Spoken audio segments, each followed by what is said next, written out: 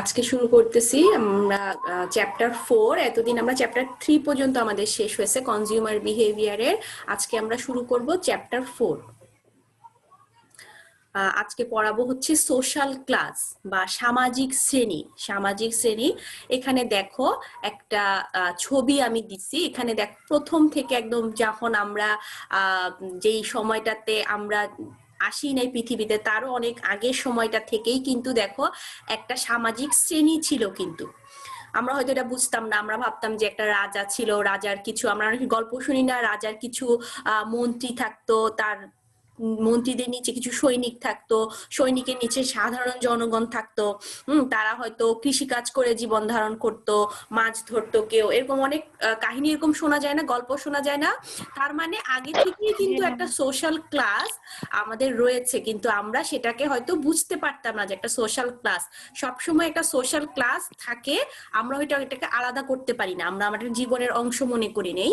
যেমন এখানে দেখো প্রাচীনকালে যেটা ছিল, কিং, একজন রাজা ছিল, তারপর তার কিছু সৈনিক ছিল, রয়্যালটি, মিলিটারি এইড যারা ছিল, সেনাপতিরা, তারপর তাদের নিচে কিছু লোক যুদ্ধ করত, তারা ছিল।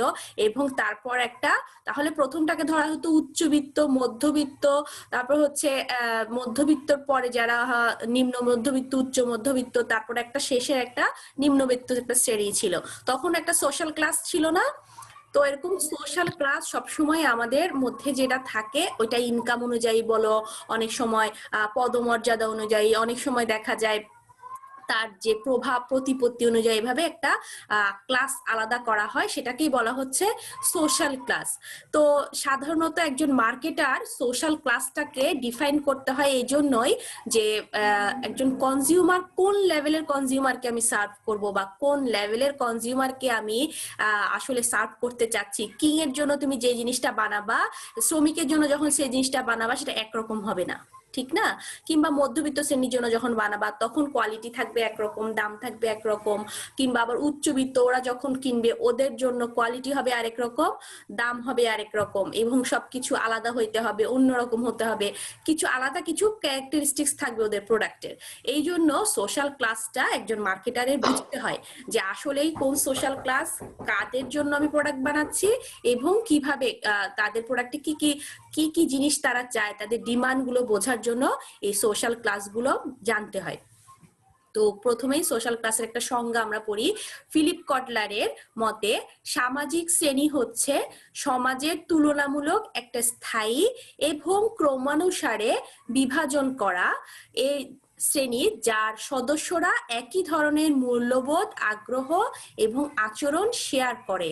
অর্থাৎ হচ্ছে যে সামাজিক শ্রেণী বলতে সেটাকেই বোঝাচ্ছে যেটা অবশ্যই স্থায়ী হবে, এবং সমাজের যারা এক ধরনের মূল্যবোধ, এক ধরনের আগ্রহ, এক ধরনের ওভাবে ওদেরকে ভাগ করা, বিভাজন করে নেওয়া ক্রমানুসারে, হ্যাঁ, উচ্চবিত্ত মধ্যবিত্ত ক্রমানুসারে যেভাবে ভাগ করে নেওয়াটাকেই বলতেছে সামাজিক শ্রেণী। অবশ্যই এটা স্থায়ী হবে, সমাজের তুলনামূলক একটা স্থায়ী জিনিস, সবসময় প্রায় একই রকম থাকবে। এরপর হলো সামাজিক স্তর বিন্যাস। সামাজিক স্তর বিন্যাসটা কি? দেখো, সামাজিক স্তর বিন্যাস হচ্ছে সমাজের যে অন্যান্য সদস্যদের দ্বারা জনগণকে উচ্চ ও নিম্ন অবস্থানগত মূল্যায়ন করা, যাতে শ্রদ্ধা বা মর্যাদার ক্রম অনুসারে তৈরি হয়। আমরা তো জানি যে সোশ্যাল ক্লাস মানে হচ্ছে একটা আলাদা করে জাস্ট ভাগ করা, কিন্তু যখন উচ্চ থেকে নিম্ন ভাবে আস্তে আস্তে সাজানো হবে বা মূল্যায়ন করা হবে জনগণকে, সেটাকে বলতেছে স্তর বিন্যাস।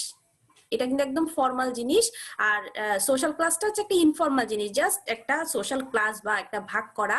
আর যখন সমাজের স্তর বিন্যাসে চলে যায়, তখন মানে এটাকে একটা সামাজিক ভাবে বা কোনো যে কেউ যখন বিভিন্ন স্তরে এটাকে ভাগ করে, উচ্চ থেকে নিম্ন পর্যায়ে ভাগ করবে, এটাকে মূল্যায়ন করবে এবং ক্রমানুসারে এটাকে সাজাবে, তখন এটা হচ্ছে সামাজিক স্তর বিন্যাস। হ্যাঁ, এটা বার্নার্ড এন্ড স্টেইনারের সংজ্ঞা। সোশ্যাল, ওইটাকে বলতেছে, আমরা প্রথমটাকে বললাম সোশ্যাল ক্লাস বা সামাজিক শ্রেণী, আর এটাকে বলতেছি সামাজিক স্তর বিন্যাস। এটা ইংরেজি হচ্ছে social স্ট্যারিফিকেশন। Stratification is the ranking of people in society by other members, এবং এটা অন্যান্য মানুষরা কি করে পিপলদেরকে র্যাঙ্কিং করে into higher and lower position, প্রথমে উচ্চ এবং নিম্ন, হ্যাঁ স্তর বিন্যাসের কথা যেহেতু বলা হয়েছে, so as to produce A hierarchy of respect or Prestige, যেটার মাধ্যমে একটা হায়ারার্কি ডেভেলপ হয়, উচ্চবিত্ত মধ্যবিত্ত, একটা হায়ারার্কি না, উচ্চবিত্তদের সবার উপরে থাকলো, তারপর মধ্যবিত্ত, তারপর নিম্নবিত্ত, এভাবে আস্তে আস্তে নিচের দিকে নেমে আসলো, অফ রেসপেক্ট অর প্রেস্টিজ, সম্মানের দিক থেকে বলো কিংবা তার মর্যাদার দিক থেকে বলো, সেভাবে যেভাবে উচ্চ থেকে নিম্ন স্তরে এইসব উপাদান দিয়ে সাজানো হয়, তখন সেটাকে বলা হচ্ছে সামাজিক স্তর বিন্যাস। ঠিক আছে, এটা সামাজিক স্তর বিন্যাসটা আর সামাজিক শ্রেণীর মধ্যে তোমরা জিনিসটা বুঝছো, যেটা যে আলাদা জিনিস,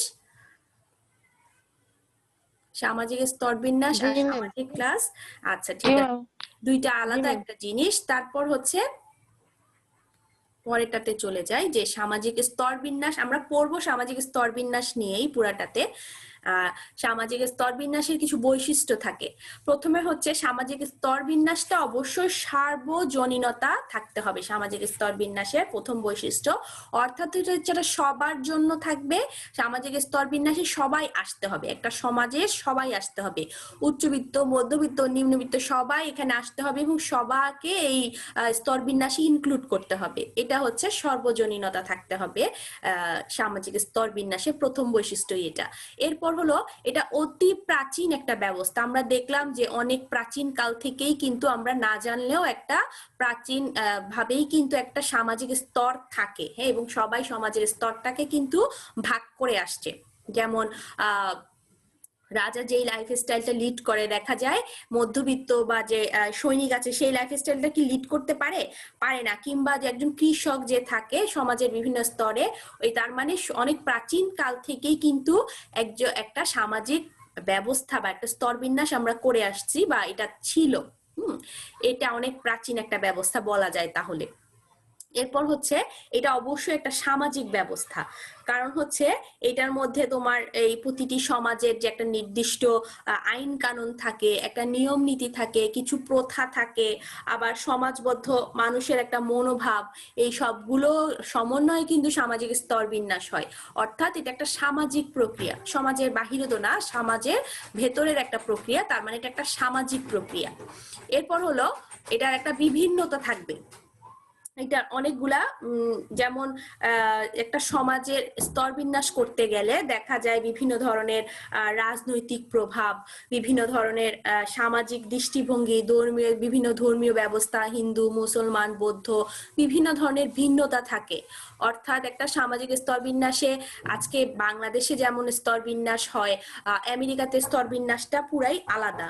যেমন বাংলাদেশে দেখা তিন ধরনের স্তর আমরা দেখি, উচ্চবিত্ত মধ্যবিত্ত নিম্নবিত্ত, কেউ বলে উচ্চ মধ্যবিত্ত নিম্ন মধ্যবিত্ত এরকম বলে, কিন্তু আমেরিকাতে গেলে দেখবে তুমি 6টা 8টা স্তর বিন্যাস থাকে। তার মানে ভিন্নতা থাকবে, দেশে দেশে এটার ভিন্নতা থাকবে। তারপর হলো এটা মিথস্ক্রিয়া নিয়ন্ত্রিত। মিথস্ক্রিয়া মানে হচ্ছে ইন্টারেকশন, একটার সাথে একটা ইন্টারেকশন থাকবে। হ্যাঁ, যেমন সমাজে যখন একজন মানুষ একটা সম্পর্ক তৈরি করে, প্রথমে হয় তার বন্ধু, তারপর হাজবেন্ড ওয়াইফ, তারপর দেখা যায় এছাড়া পারিবারিক সম্পর্ক, তার 3 ধরনের সম্পর্ক থাকে। তো সকলের সাথে তার একটা ইন্টারেকশন থাকে না, যে বন্ধুর সাথে এক ধরনের ইন্টারেকশন, হাজবেন্ড ওয়াইফের সাথে এক ধরনের ইন্টারেকশন, কিংবা পরিবারের অন্যান্য সদস্যের সাথে এক ধরনের ইন্টারেকশন। এই ইন্টারেকশনের মাধ্যমেই কিন্তু মিথস্ক্রিয়াটা ওটাকেই বলছি, ইন্টারেকশনটা নিয়ন্ত্রিত থাকে। হ্যাঁ, কার সাথে কি ধরনের আচরণ করব সেটাও কিন্তু নিয়ন্ত্রিত থাকে সমাজে। তারপর হচ্ছে জীবন ধারণের ব্যাপক প্রভাব, সামাজিক স্তর বিন্যাসে এটা জীবন ধারণে ব্যাপক প্রভাব ফেলে। যেমন উচ্চবিত্ত যদি মধ্যবিত্তদের সাথে ইন্টারাকশন করতে চায় তারা এক ধরনের ইন্টারাকশন করে, কিংবা নিম্নবিত্ত যখন মধ্যবিত্তদের সাথে এক ধরনের ইন্টারাকশন করে। তো এইভাবে জীবন ধারণে এটা ব্যাপক একটা প্রভাব ফেলে। তারপর হচ্ছে সামাজিক স্তর বিন্যাসের প্রকারভেদ। যেহেতু সামাজিক স্তর বিন্যাসে অনেক ধরনের প্রকারভেদ থাকে, দুই ধরনের সাধারণত থাকে। দুই ধরনের হচ্ছে, একটা হচ্ছে বংশগতভাবে মানুষ পায়, যেমন আমার যদি আমি জন্মের পরে একটা উচ্চবিত্ত পরিবারে জন্মগ্রহণ করি তাহলে আমি উচ্চবিত্তই থাকবো। এরপর আবার যদি আমি মধ্যবিত্ত পরিবারে জন্মগ্রহণ থাকি, আমি মধ্যবিত্ত পরিবারের কালচারটাই প্রথমে শিখবো এবং ওইটাকেই বুকে ধারণ করব, এটাই স্বাভাবিক। আবার যদি নিম্নবিত্ত থাকি তাহলে আমার কিন্তু আমি যতই চেঞ্জ হই আমার কাছে ওই আমার কালচারটা কিন্তু রয়ে যাবে। তো সামাজিক স্তর বিন্যাসের প্রকার উচ্চবিত্ত হওয়া, মধ্যবিত্ত হয়, একটা হচ্ছে বংশগত, সে আগে থেকেই বংশগতভাবে সেটাকে পাইছে এবং সেটা তার কাছে অর্পিত হয়ে গেছে, তার কাছেই থাকবে। আরেকটা হচ্ছে কি, সেটা সে অর্জিত, হয়তো এমন হতে পারে যে লেখাপড়া করে সে হয়তো সেই ক্লাসটা থেকে আরেকটা ক্লাস আপে চলে গেল, তখন সেটা সে শিখে ফেলবে। তো সামাজিক স্তর বিন্যাস অনেকগুলো প্রকারভেদ, একটা হচ্ছে অর্পিত আর একটা হচ্ছে অর্জিত, দুই ধরনের প্রকারভেদ থাকে। আর একটা হচ্ছে মান এবং রীতিভিত্তিক, যে বর্তমানে প্রতিটা সমাজে দেখা যায় যে বিভিন্ন রীতি বিন্যাস করা হয়, হ্যাঁ, ওইটা রীতি, ওই সেই মান অনুযায়ী দেখা যায় সামাজিক স্তর বিন্যাস করা হয়। এগুলা হচ্ছে সামাজিক স্তর বিন্যাসের কিছু বৈশিষ্ট্য। হ্যাঁ, এরপরে আমরা পরের প্রশ্নের টপিকে চলে যাই, সামাজিক শ্রেণীর ধরন বা কাঠামো। আমরা এতক্ষণ বলতেছিলাম যে আমাদের তিনটা সামাজিক শ্রেণী আমরা দেখি, উচ্চবিত্ত, মধ্যবিত্ত, নিম্নবিত্ত। এখানে দেখো 6টা ভাগে ভাগ করা হয়েছে।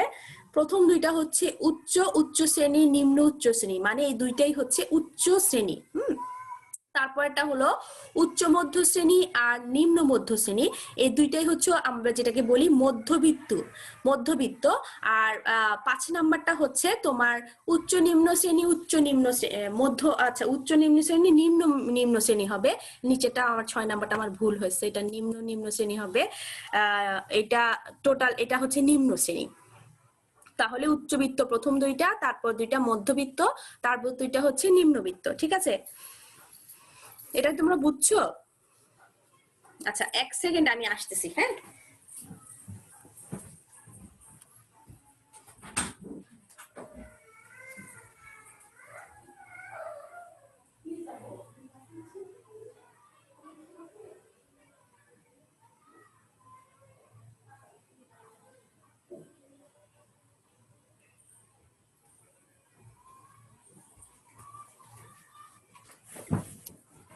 এটা বুঝতে পারছো সবাই? আচ্ছা, এবার এইটার টপিক গুলা আমি পড়াই। প্রথমে হলো তোমার উচ্চ শ্রেণী। ঠিক আছে, উচ্চ শ্রেণীর মধ্যে যেটা দেখা যায় বংশ পরম্পরায় যারা একাধিক প্রজন্ম ধরে সম্পদশালী হয়, প্রচুর অর্থবিত্ত, যারা পারিবারিকভাবে পেয়ে থাকে এবং পারিবারিকভাবে যারা সামাজিক বিভিন্ন ক্ষমতা আর প্রতিপত্তির অধিকারী হয়, ওদেরকে বলা হয় উচ্চ শ্রেণী। যেমন আমরা ব্রিটিশ রাজ পরিবারের বিয়ে দেখছিলাম, কেউ কি দেখছো ব্রিটিশ রাজ পরিবারের বিয়ে? ওই ব্রিটিশ রাজ পরিবারের ডায়নার বিয়ে বলো, তারপরে ক্যাট মিডলটনের বিয়ে বলো, এদের সবার বিয়ে দেখবা যে একটা অন্যরকম একটা ইয়ে হয়। এরা পারিবারিক ভাবেই কিন্তু তোমার অনেক সম্পদের মালিক এবং বংশ পরম্পরায় তারাই কিন্তু দেশটা শাসন করতেছে। তার মানে এরা উচ্চ শ্রেণীতে পড়ে, যারা বংশগতভাবে অনেক সম্পদের অধিকারী হয় এবং প্রজন্ম ধরেই ওরা সম্পদশালী। এমন হতে পারে যে আরো যদি অনেকগুলা প্রজন্ম ওদের আসে, ওদের সম্পদ কিন্তু খেয়ে শেষ করতে পারবে না, এরকম একটা ব্যাপার। এবং তারা দেখা যায় একটা দেশকে অনেক সময় শাসন করে, বা রাজা যারা ইয়ে থাকে বিভিন্ন, যেমন সৌদি আরবের যে এখন যুবরাজ, হ্যাঁ, যুবরাজ যারা আছে তাদের, ওরা দেখা যায় এরকম বংশগতভাবে এত সম্পদের অধিকারী হয় যে ওরা প্রতিদিন তো 2000, 3000, মাঝে মাঝে লক্ষ 2 লক্ষ মানুষকেও নাকি ওরা একটা মানে রোজার সময় ফ্রি ইফতার খাওয়ায়, কিন্তু ওদের সম্পদের কোনো 19-20 হয় না। বুঝো অবস্থা? তুমি উচ্চ শ্রেণী ওদেরকেই বলা হয়। এবার হচ্ছে নিম্ন উচ্চ শ্রেণী। তাহলে কি নিম্ন উচ্চ শ্রেণী হচ্ছে, এরা তোমার নিজেদের ব্যক্তিগত প্রচেষ্টায় উচ্চ শ্রেণীতে চলে যায়। মানে এদের হয়তো প্রথমে অনেক সম্পদ থাকে না, কিন্তু নিজের প্রচেষ্টায় তারা প্রচুর সম্পদের মালিক হয়, এদেরকে বলা হচ্ছে নিম্ন উচ্চ শ্রেণী। যেমন বিল গেটস, যে হচ্ছে এখন পৃথিবীর দ্বিতীয় ধনী, হ্যাঁ, মার্ক জোকারবার্গ যিনি আছে, হ্যাঁ, ফেসবুকের প্রতিষ্ঠাতা, কিংবা তোমার এছাড়াও আরো অনেকে আছে, যেমন এখন বিশ্বের সবচেয়ে বড় ধনী কে বলো? 1 নাম্বার ধনী কে জানো? উনি কিন্তু নিম্ন উচ্চ অ্যামাজন। শ্রেণী। হ্যাঁ, বিল গেটস। বিল গেটস এর না, আগে একজন অ্যামাজনের আছে। মালিকের নাম কি উনি? হ্যাঁ হ্যাঁ, অ্যামাজনের মালিক জেফ বেজোস। বেজোস, ওনার নাম হচ্ছে জেফ বেজোস মনে হয়। বেজোস, আমি বেজোস নামটা বেশি মনে থাকে, বেজোস, জেফ বেজোস বোধহয়। কারো নামটা মনে আছে? অ্যামাজনের প্রতিষ্ঠাতাই। হ্যাঁ ঠিক আছে, তুমি পারছো, মোটামুটি গেছে 90% এর কাছাকাছি গেছে। ও প্রথমে ওর ওদের নামগুলো একটু হার্ড মনে থাকে না। হ্যাঁ হ্যাঁ মনে থাকে না। জেফ জেফ বিজোস বোধহয়, জেফ বিজোস এরকম সামথিং নাম, বিজোস নামটা মনে আছে আমার। উনি হচ্ছে উচ্চ, ওরা সবাই তোমার যারা এখন শীর্ষ ধনী, এরা হচ্ছে নিজের যোগ্যতাকে কাজে লাগিয়ে উচ্চ শ্রেণীতে উঠছে।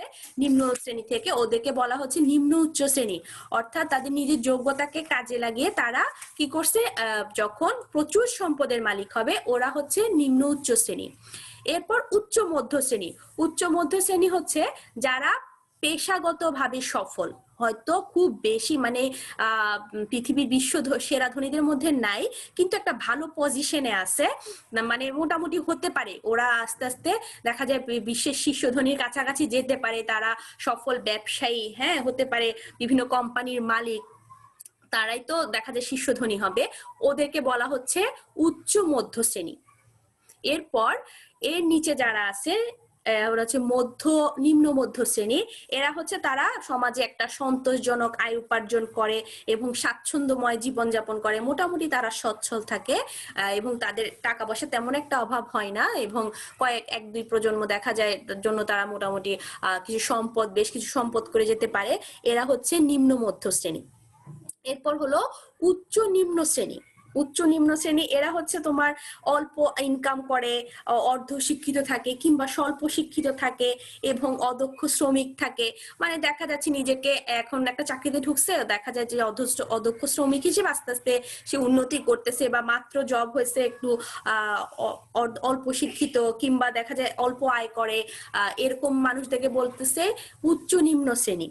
এরা তোমার মোটামুটি এদের আয় ব্যয় প্রায় সমান হয়, এদের যা ইনকাম করে তাই তেমন খরচ হয়, তেমন একটা সেভিংস তাদের থাকে না। হ্যাঁ, এই জন্য ক্লাস আপ করার তেমন একটা সম্ভাবনা থাকে না, যেহেতু সেভিংস নাই। তারপরেও দেখা যায় আস্তে আস্তে ওরা সেভিং করে উপরের পর্যায়ে যাওয়ার চেষ্টা করে, সবাই তো একটা একটা শ্রেণী উপর উঠতে চায়। এরপর সবার শেষে যেটা শ্রেণীটা আছে নিম্ন নিম্ন শ্রেণী, এখানে হচ্ছে যারা অসম্মানজনক, আমরা যেগুলাকে সমাজে যেসব সম্মানকে পেশাকে আমরা সম্মান দেই না সেই ধরনের পেশায় তারা নিয়োজিত, অসম্মানজনক পেশাজীবী তাদেরকে বলা হয়, অদক্ষ পেশাজীবী বলা হয়, কিংবা নতুন যারা শহরমুখী, মাত্র শহরে আসছে গ্রাম থেকে, হয়তো খাওয়ার ইয়ে নাই কিংবা কোথায় থাকবে সেটা ঠিকানা নাই, কিংবা বেকার যারা আছে ওদের সবাইকে উচ্চ নিম্ন শ্রেণীতে না নিম্ন নিম্ন শ্রেণীতে তাদেরকে ফেলা হয়। হ্যাঁ, এটা তো ভুল হয়েছিল, নিম্ন নিম্ন শ্রেণীতে তাদেরকে ফেলা হয়। ওরা তোমার দেখা যায় যে আস্তে আস্তে কিন্তু তোমার নিজেকে ডেভেলপ করে চাকরির মাধ্যমে কিংবা ব্যবসা করে কিংবা ইয়ে করে আস্তে আস্তে উচ্চ নিম্ন শ্রেণীতে উঠে যায়। নিম্ন নিম্ন শ্রেণী থেকে তারপর আস্তে আস্তে একটা একটা ধাপ করে উপরে উঠে। বিল গেটসও একজন কৃষকের ছেলে ছিল এবং সেই কৃষকের ছেলে থেকে পৃথিবীর শীর্ষ ধনী হয়েছিল। হ্যাঁ, তার মানে তাদের কিন্তু সকলেরই কিন্তু একটা টার্গেট থাকে। কৃষক মানে আমরা যেটাকে বলতেছি, সে হয়তো নিম্ন নিম্ন শ্রেণী বা উচ্চ নিম্ন শ্রেণীতে ছিল, যেখান থেকে সে আস্তে আস্তে ধাপে উঠতে উঠতে 2 নাম্বার ধাপে উঠে গেছে, অর্থাৎ তার নিজের প্রচেষ্টায় কিন্তু সে আস্তে আস্তে অনেকটুকু নিজেকে ডেভেলপ করে তোমার কতদূর একদম 2 নাম্বার পর্যায়ে পর্যন্ত চলে গেছে। সবারই টার্গেট থাকে আস্তে আস্তে উপরের দিকে যাওয়ার, ঠিক না? নিচের দিকে টার্গেট অনেক সময় দেখা যায় আবার নিম্ন উচ্চ শ্রেণীরাও সম্পদ হারিয়েও নিচের দিকে নেমে আসতে পারে, স্তর আস্তে আস্তে নিচের দিকে যেতে পারে না, অর্থাৎ এগুলা কিন্তু ভ্যারি করে। মানুষ উপরে 1 2 3 4 5 এর মধ্যে 1 থেকে 2 এ যায়, 2 থেকে 3 এ যায়, এরকম হতে পারে। এমন দেখে উচ্চ উচ্চ শ্রেণীর অনেক সম্পদ ছিল, দেখা যায় সেটা নিলামে উঠে সে হয়তো আরো নিচে চলে গেছে, যেতে পারে না। তো এরকম থাকে, সামাজিক শ্রেণীতে উঠানামা করে। ঠিক আছে, সামাজিক শ্রেণীটা সবাই বুঝতে পারছো? সামাজিক শ্রেণী, আচ্ছা ঠিক আছে, তাহলে আমরা পরেরটাতে চলে যাই। যে সামাজিক শ্রেণী পরিমাপ বা গবেষণার যে মডেলটা এখানে আমরা আজকে পড়বো। প্রথমে হচ্ছে একটা বিষয় ভিত্তিক পরিমাপ পদ্ধতি। তিনটা পদ্ধতি আছে, একটা হলো বিষয় ভিত্তিক, একটা খ্যাতি পরিমাপ পদ্ধতি, আর একটা উদ্দেশ্য ভিত্তিক পরিমাপ পদ্ধতি। যেটা বিষয় ভিত্তিক পরিমাপ পদ্ধতি সেটার মধ্যে তোমার প্রথমে হচ্ছে এখানে তোমার যে সামাজিক শ্রেণী একটা নির্ধারণ পদ্ধতি আর কি। এখানে প্রথমেই কি করে যে যার সামাজিক শ্রেণী নির্ধারণ করবা তাকেই বলা হয় যে আপনি নিজেই আপনার একটা সামাজিক শ্রেণী নির্ধারণ করা, আপনি কোনটাতে পড়েন। ঠিক আছে, সামাজিক নিজেকেই তার ব্যক্তি নিজেকেই তার সামাজিক শ্রেণীটা অবস্থানটা নির্ধারণ করতে বলা হয় এবং তাকে বিষয়ভিত্তিক পরিমাপ পদ্ধতি বলে। আর খ্যাতি পরিমাপ পদ্ধতিতে হচ্ছে তোমার যে এখানে তোমার থেকে সরাসরি তথ্য নেওয়া হয় না, এখানে তোমার আশেপাশে যারা থাকে তাদের কাছ থেকে তথ্য নেওয়া হয়। যারা অনেক খ্যাতিমান ব্যক্তি আছে, তোমার কতটুকু খ্যাতি আছে সেটাকে পরিমাপ করা হয়। সমাজে যারা গণ্যমান্য ব্যক্তি আছে তাদেরকে দেখা যায়, তাকে যদি আমি জিজ্ঞেস করি যে আপনি আসলে এখন কোন শ্রেণীতে পড়েন, তাহলে কিন্তু সে অপমান বোধ করবে, ঠিক না? তো তার কাছে থেকে খবর না নিয়ে তার আশেপাশে যারা আছে তাদের কাছ থেকে কতিপয় ব্যক্তি থেকে যখন তাদের সম্পর্কে তথ্য সংগ্রহ করে থাকে এবং সংগ্রহিত তথ্যের ভিত্তিতে যখন প্রতিবেশীদের পদমর্যাদা, সামাজিক প্রভাব ইত্যাদি পরিমাপ করা হয় সেটাকে বলে খ্যাতি পরিমাপ পদ্ধতি। ঠিক আছে, এখানে দেখা যায় যে হ্যাঁ বলো ম্যাম, একটা শব্দ হচ্ছে ঝুনঝুন। কাল মনে হয় মাইক অন, ম্যাম একটু বন্ধ করতে বলেন। আমার ছেলেই করতেছে, আপু সাউন্ড করে না। ও হ্যাঁ আচ্ছা আচ্ছা। হচ্ছে ওকে। তারপর হচ্ছে খ্যাতি পরিমাপ পদ্ধতি এটা। এরপর হলো উদ্দেশ্য ভিত্তিক পরিমাপ পদ্ধতি। এরপর 3 নাম্বারটা হচ্ছে একটা নির্দিষ্ট উদ্দেশ্য থাকবে, সেই উদ্দেশ্যের ভিত্তিতে যখন আমি পরিমাপ করব তখন সেটাকে বলা হয় সামাজিক শ্রেণীটা পরিমাপ করব, তখন সেটাকে বলে উদ্দেশ্য পরিমাপ পদ্ধতি। সাধারণ মার্কেটারের কোনো উদ্দেশ্য থাকতে পারে যে হ্যাঁ আমি সামাজিক শ্রেণীটাকে ভাগ করব আমার এই প্রোডাক্টটার জন্য, সেটার কারণে একটা তোমার পরিমাপ পদ্ধতি আবিষ্কার হতে পারে। এটা তোমার হতে পারে তুমি একটা নির্দিষ্ট উপাদানের ভিত্তিতে সেটাকে ভাগ করবা, পরিমাপটা করবা বা সামাজিক শ্রেণীটাকে ভাগ করবা। একক উপাদান, আর এটার আবার দুইটা ভাগ আছে, একটা হচ্ছে একক উপাদান সূচক আর বহু উপাদান সূচক। উদ্দেশ্য ভিত্তিক পরিমাপে এটা তোমার যে উপাদানগুলো ব্যবহার করা হয় একক উপাদানের ক্ষেত্রে, এটা হচ্ছে পেশা, আয়, শিক্ষা, সম্পদ। যেমন একজনের পেশা অনুযায়ী তাকে ভাগ করা হতে পারে, সামাজিক শ্রেণীতে ভাগ করা হতে পারে যে উকিল একটা পেশা এটা অনুযায়ী, তারপর হচ্ছে শিক্ষক একটা পেশা হতে পারে। তারপর এছাড়াও তোমার দেখা যায় যে এদের কি হয় যে ডাক্তার একটা পেশা, কিংবা তোমার যে পেশায় আছে ব্যাংকার একটা পেশা। তো এইভাবে পেশা অনুযায়ী যখন ভাগ করা হয় সেটা হচ্ছে একটা একক উপাদান সূচক উদ্দেশ্য ভিত্তিক একটা পদ্ধতি আর কি। এছাড়া তুমি 2-3টা উপাদান নিয়েও কিন্তু তোমার সামাজিক শ্রেণীটা পরিমাপ করতে পারো। মার্কেটারের কন্টেস্টে বলতেছি আমি, যে একটা মার্কেটার কিন্তু তোমার বহু কয়েকটা উপাদান নিয়েও সামাজিক শ্রেণী ভাগ করতে পারে। তো এগুলা হচ্ছে 3টা পদ্ধতি। যে উদ্দেশ্য ভিত্তিক পরিমাপ তাহলে বোঝাচ্ছে যে যখন কোনো আর্থ সামাজিক উপাদান কিংবা জনসংখ্যাগত কোনো উপাদান দিয়ে কোনো সামাজিক শ্রেণীটা পরিমাপ করা হয় সেটাকে বলতেছে উদ্দেশ্য ভিত্তিক পরিমাপ পদ্ধতি। ঠিক আছে, এই 3টা কি সবাই বুঝতে পারছো না ঝামেলা হচ্ছে কোনোটাতে? আমি বুঝছি। এই 3টা এইখানে ইয়ে আছে, বিষয়ভিত্তিক, খ্যাতি আর উদ্দেশ্য ভিত্তিক পরিমাপ। এই সামাজিক শ্রেণীগুলো সাধারণত তোমার ভাগ করা হয় যাতে একজন মার্কেটার কিন্তু বুঝতে পারে যে কিভাবে আমি সামাজিক শ্রেণীটাকে ভাগ করব এবং কোন সামাজিক শ্রেণীটাকে আমি সার্ভ করব বা কোন সামাজিক শ্রেণীর জন্য আমি প্রোডাক্ট তৈরি করব। যেমন সামাজিক শ্রেণী যখন পরিমাপ করা হয় তখন সে যখন উদ্দেশ্য ভিত্তিক পরিমাপ পদ্ধতিটা ব্যবহার করে, সাধারণত এটাই বেশি করা হয়, সেখানে তোমার সে কয়েকটা উপাদান নিতে পারে। যে অনেকগুলা একটা ব্যক্তিকে যখন নেয়, একটা ব্যক্তি শুধুমাত্র পেশা অনুযায়ী যদি ভাগ করে তখন দেখা যায় যে ওই পেশার মানুষরা ওই জিনিসটা ব্যবহার করতে নাও পারে। কারণ হচ্ছে একজন উকিলের যে গৃহিণী হইতে পারে সে কিন্তু শিক্ষক হতে পারে না, কিংবা ব্যাংকার হতে পারে, আবার একজন ডাক্তারের ওয়াইফ যে সব সময় তোমার ডাক্তারই হবে এমন কোনো কথা নাই, ডাক্তারের ওয়াইফ তো তোমার ব্যাংকারও হতে পারে, বিভিন্ন জিনিস হতে পারে, হ্যাঁ এরকম হতে পারে। তো এই জিনিসগুলোর জন্য দেখা যায় যে বিভিন্ন উপাদান দিয়ে যখন তুমি ভাগ করবা সামাজিক শ্রেণীটাকে, একজন মার্কেটার ভাগ করবে, সেক্ষেত্রে রেজাল্টটা অনেক ভালো আসে। আর যদি ভাগ করার সময় শুধুমাত্র একটা উপাদান দিয়ে ভাগ করে, সেক্ষেত্রে সমস্যার সম্মুখীন হতে পারে। ব্যক্তি যে অনেকগুলো উপাদান, বহু উপাদানের মধ্যে তোমাদের বইয়ের মধ্যে যেটা দিছে সেটা হচ্ছে ব্যক্তির পেশা, ব্যক্তির আয়ের উৎস, ব্যক্তির বসবাসের গৃহের ধরন, ব্যক্তির বসবাসের অঞ্চল, এভাবে অনেকগুলো উপাদান দিয়ে তোমার সামাজিক শ্রেণীটা পরিমাপ করা হয়। এগুলো তো তাহলে বুঝতে পারছো ঠিক না, সামাজিক শ্রেণীটা? জি ম্যাম।